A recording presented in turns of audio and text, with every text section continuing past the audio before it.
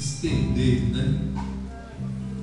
Mas eu quero dizer para você que nessa noite o Senhor Jesus Cristo, através do poder do seu Espírito Santo,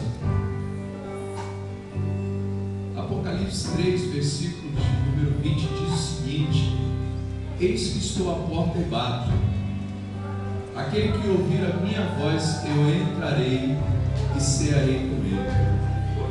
É hoje.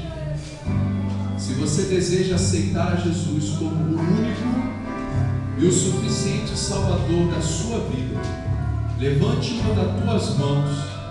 Alguém vai estar te abraçando e vai estar te conduzindo aqui à frente em nome de Jesus. O segundo convite, se você está afastado, é hoje.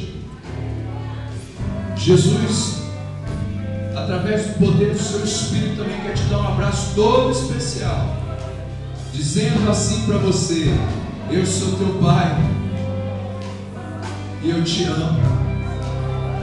Se você deseja, levanta a tua mão. Glória a Deus.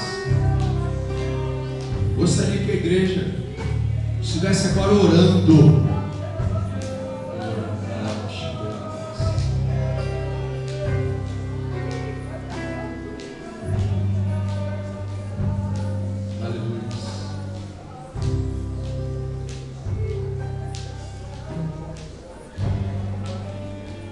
Essa noite eu vou fazer um pouco diferente. Você que sentiu o toque do Espírito Santo, sai do teu lugar em nome de Jesus. Sai, pode sair. Vem. Hoje eu não vou pedir os intercessores que fiquem aqui perfilados, não. Você vai sair e você já vai